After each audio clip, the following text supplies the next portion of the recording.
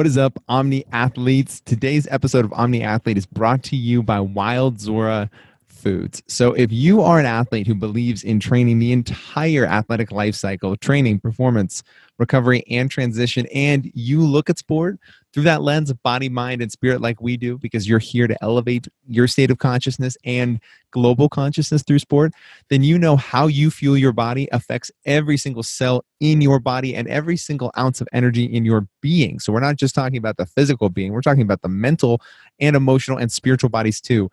What you put into your body matters. That's why we partnered with Wild Zora. They produce the most incredible meat and vegetable snack bars that I have ever tasted in my life.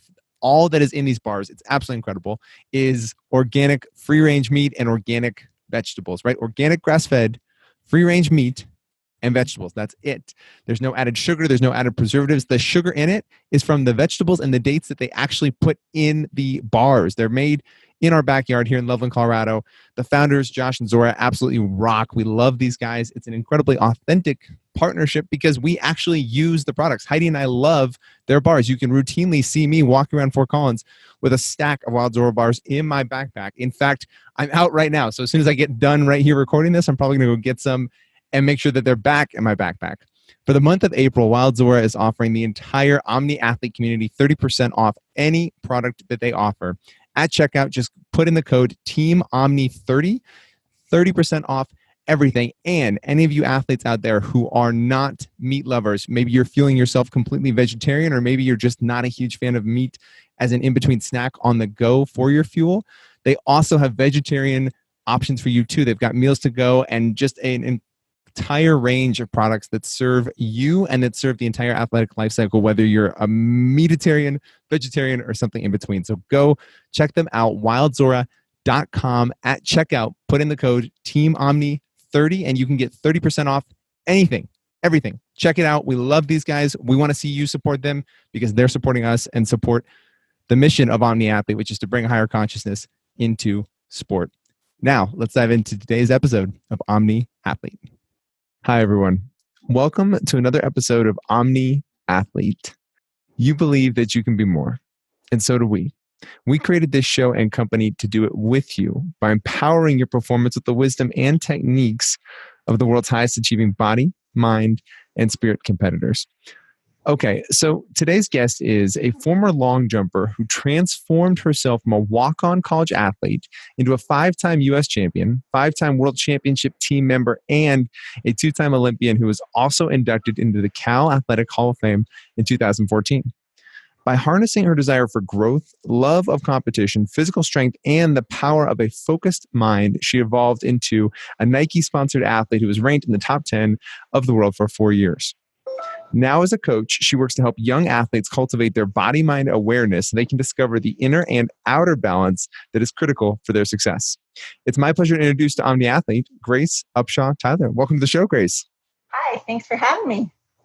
You're welcome. So, one of the first places that I want to start, Grace, is this theme that it seems like has come up for you a lot in your career, which is the idea of loving competition. Do you want to just share a little bit about how you've looked at competition as an athlete and maybe how that's evolved? Sure. Basically, I have the belief that in order to be really good at something, you really have to enjoy it. And you can't do it because somebody else wants you to do it. I came from a family of track and field athletes, and I was the youngest. And for the most part, everyone just assumed I would do track and field. So it took me a couple times to quit the sport and then come back on my own and really, really become a student of the sport and really enjoy the process, whether it's, winning or losing, whether it's training, just any aspect, even getting injured. I became aware of my body in a different way than I ever had that awareness before. And it helped me become a better athlete. Did you, the first time, so if I'm correct, right, you went through college and you stopped competing after college, right, after graduating. What was the, was that maybe in a word or two, was that because of a particular kind of form of burnout that took place, or what really caused you to say, I need to step away? And then, like you're speaking to, what created that love of the process that brought you back? I just, well, in college, I really wasn't that great. I mean, I was good. I was enough to be a top scorer for the Cal track team. And but I never made national championships. I was never an All-American. And so there were the athletes that were kind of sticking around to train and pursue, some Olympic dreams and stuff like that. And I had toyed with the idea because I felt like maybe I wasn't finished. But, at the end of the day, I kind of also was looking and applying my degree and looking at places to get a job. And I found a job in Los Angeles. So I said, maybe the decision was made for me. And it was the first job I sort of interviewed for. I got it. And I said, okay, I guess it's meant to be. I guess my track career is finished.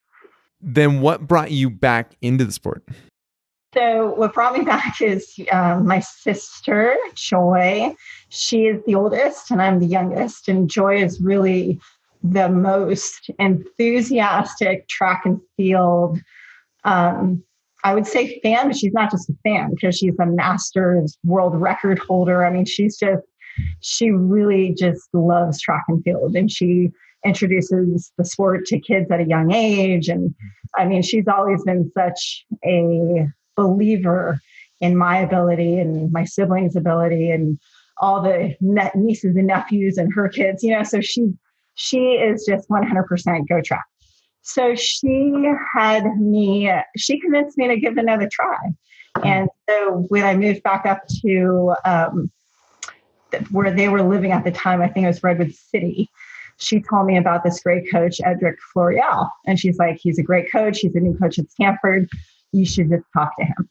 And so for me, when I was working in Los Angeles, I really felt that change of, being on the track in the afternoon from 2 to 5, every day, to now I was like in a building, and I really got like the big case of the blues at like 2 o'clock. It would hit, like clockwork. And so when I started thinking about coming back out to the track, I went out to the UCLA track and I would run, and just everything I felt just felt so good to move my body that way. And it was a connection that wasn't just physical. It was a physical, mental connection, and it was a freeing. And I think, just being aware to the little signs that we have in our lives. It's like, I knew that I wasn't in the career that I was supposed to be in. There was many signs for me physically and mentally that was just not the right sign. That was not the right career path for me. But not to say that going back to track and field necessarily was the right career path either, because I wasn't, that great of an athlete. Nobody knew who I was. So it was a risk to kind of go back. But, I surrounded myself with people that believed in me. I got a job that supported what I was doing and how I could train in the middle of the day. And so it worked out really well. And I convinced Edric to work with me. And that was, I had to convince him that I'd be a really good training partner for his really good athletes that he was training. So, and then he came around and said, okay, you're not so bad. And then we worked together a little bit more. So you went through this kind of cycle with multiple transitions, it feels like. And what was it like in your body and that connection that you had with your body from coming back into the sport after having, like you said, not used your body in the way that you were used to?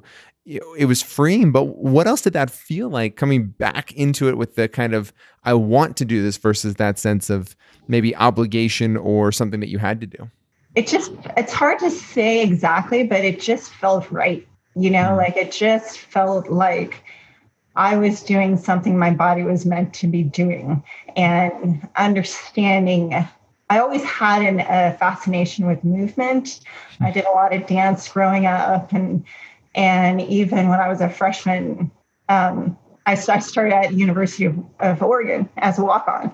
And so even up there, I took some sort of movement class, and it was so different. And, but cool. Like it was just, there was something about like really connecting with that movement and understanding, how things are kinetically, connected. And so it's always been fascinating to me.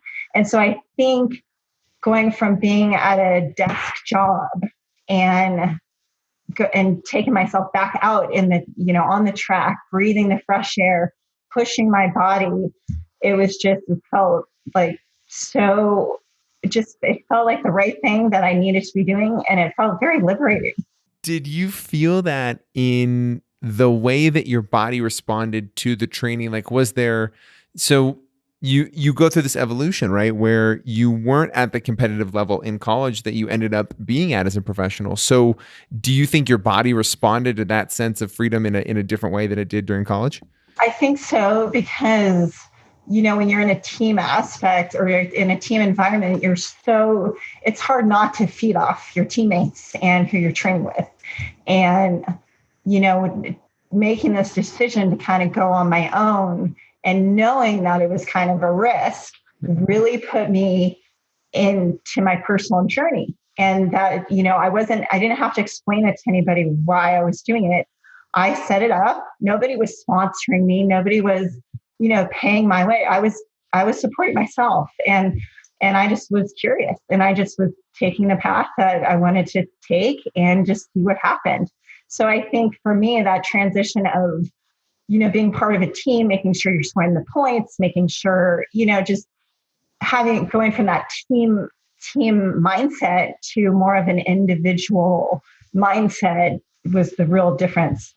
Do you find, as you reflect kind of on that initial step back into it, and the reason this lens is so fascinating is because, we look at sport through body, mind, and spirit, and we also look at it through this athletic life cycle, right? The idea that we have as athletes, we go through these stages of training, of performance, of recovery, and then of transition. And what I'm really curious about is, can you reflect now on the energy you had competing for yourself? What would have happened as a college athlete if you had had a similar, maybe it's a self-awareness or a similar level of connection to yourself? Yeah. I mean, I feel like I definitely would have had a more successful collegiate career.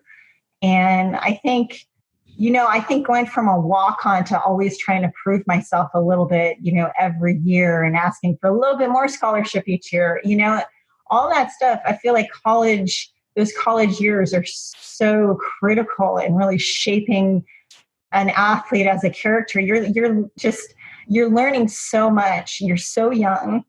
You're adapting to these new environments, and your body is getting stronger, hopefully. There's just so many things for me personally that I was adapting to, but also feeling like I always had to prove myself in college because I wasn't a highly recruited athlete.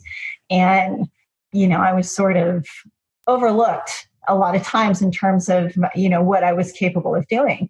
And that was fine. I almost preferred that. I feel like, as with my personality, I almost rise up to that a little bit more, like being the underdog.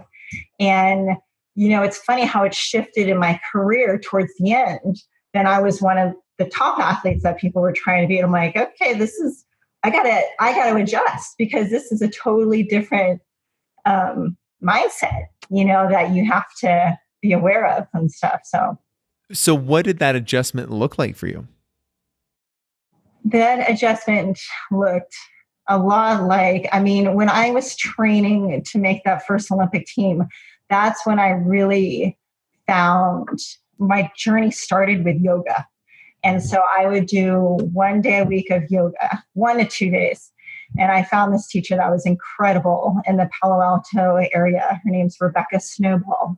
And she was just such a wonderful guide to dive deep inside. And I remember going to her classes, and the classes were challenging, but they were my moment to really dive inside and be grateful for my body and everything that I put my body through. It was like a physical gratitude practice that I was doing for my body. I was I was allowing breath to, go travel through my whole body. I was allowing myself to get into these poses and that were strong yet, required flexibility. And, where sometimes I might say this is too hard, especially on hard days, of training, I would turn in and I would say, thank you. Thank you, body, for everything you've done for me this week. So I really felt that starting to do my yoga and meditation at that beginning level really helped me shift that focus into more of a mindfulness approach and really getting in tune with my body in a way that I had never been in tune before. So in that moment, as you're going through the PT and you're going through the recovery, I'm sure there were moments of doubt and moments where it was really challenging, whether, we want to call that darkness, doubt, fear, anger. I mean, there's all these emotions that come with training in recovery moments like that.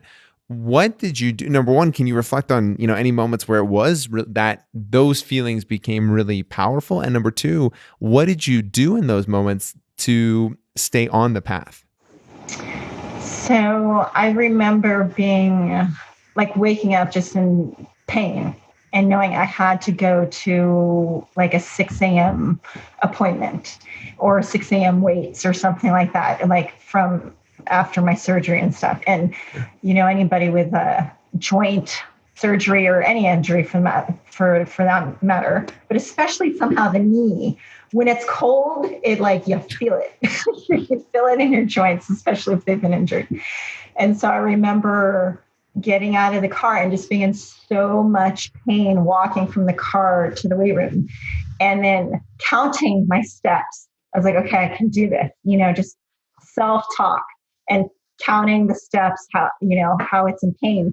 And then I would notice that when I counted my steps every day, it became fewer and fewer steps that I would feel the pain. So it's just more like playing games, with myself, getting my mind off my pain and just being curious to see, well, I wonder how many steps will it take me tomorrow, to see when that pain goes away. Or, I think it's really easy to get down when there's an injury and to let that sort of consume you. And I feel like and I get it because I've been there, but it just helps to really get back into your body. A lot of that is just that head, talking of self-doubt and I'm never going to get better, or what am I going to do? How am I going to pay the bills if I don't compete? Stuff Right. like that. Right.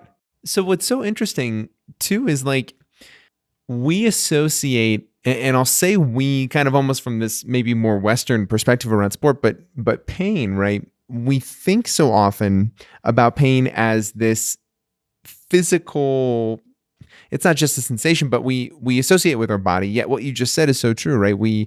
The thing that keeps us from moving through pain or through working through pain or just from being able to really take those steps when we're dealing with pain is not as much our body as it is our brain. And it's so interesting how that disconnect occurs, especially for athletes when we're using our body so much. Yeah. No, I agree. And I feel like that's where that mindfulness and the yoga also stepped in for me, because I learned how to breathe through pain and I learned how to breathe through, it's so funny, when you get deep tissue massage and they hit that point that you're so sore, and that instinct to tighten up your muscle is, it's a reactive feeling, is that you want to tighten it up, you want to protect it. But in order for that to be healed and work through, you have to allow that muscle to relax. And, same sort of thing when you're feeling pain, it's almost, we think if we hold our breath, we won't feel it. Or stretching, I can't stretch anymore. But if you breathe, if you exhale, you actually stretch a little further, So it's just that it feels counterintuitive to exhale, but once we do and we can move through these painful areas, and that is physical or mental. I mean, there's both things that you have to exhale your way through and get to the other side. So that's what I found was helpful. Before I ask my final question, where can these guys go to connect with you online? Well, I do have a website. It's trainwithgrace.com. And so that's always a great place to find me and to learn more about my history. I have some pictures of my dad and my grandpa up there, which I really love, and talks a little bit more about my approach of training. And yeah, that's pretty much where they can find me. Awesome. So this show is called Omni Athlete because we want to understand what it takes to be the ultimate body, mind, and spirit competitor. So the final question of the show is, what does it mean to you to be an Omni athlete? What it means to me, sort of on the same note that I was just mentioning, is that gratitude. You know, it's like having the gratitude for your body and taking the time to, like, when you are pushing your body and you're lifting these heavier weights, you're pushing your body, running, whatever it is that you're doing, to have something where you thank it. You know, for me, it was like taking a yoga class and going through these range of motion movements and really thanking my body for getting stronger and faster and taking care of me. And, you know, it starts within and then kind of ripples out too. And being, you know, make sure you surround yourself with those people that are really believe in you and that not only can help you, but that you're helping too. Because being an athlete, it's so easy to get so self-focused. And I think we become better human beings and athletes if we do, you know, share that energy and give back. And, you know, we're there for the people we love too. So I think that is just, you know, extremely important to always have that sense of gratitude. And that would really encompass that whole mind, body, spirit. Wow. Thank you, Grace, for being on the show. This has been incredible and energizing. Guys, go check out Grace's website, dive deep into her world. If you're in, I'm guessing, Grace, that you prefer to work in person with clients. So if you guys are in is that true? Yeah, I do enjoy that. If you guys are in the Northern California area, check out what Grace is doing. Reach out and connect with her. There is such a joy, and not to overuse this word since we talked about it so much, but gratitude towards the way Grace approaches sport and life and what it means to truly tap into that peak performance. And it's such a powerful reminder for us as athletes or as coaches that we don't have to, it can be hard work without it being hard. It can be taxing and tiring without it being something that lacks that joy, that gratitude, and that energy that brings with us the fuller expression of who we are as human beings. So please reach out, dive as deep into her world as you can. And until next time, thank you for watching this episode of Omni Athlete. Hey, what is up, guys? Thank you for watching another episode of Omni Athlete. Please go like and subscribe to our podcast.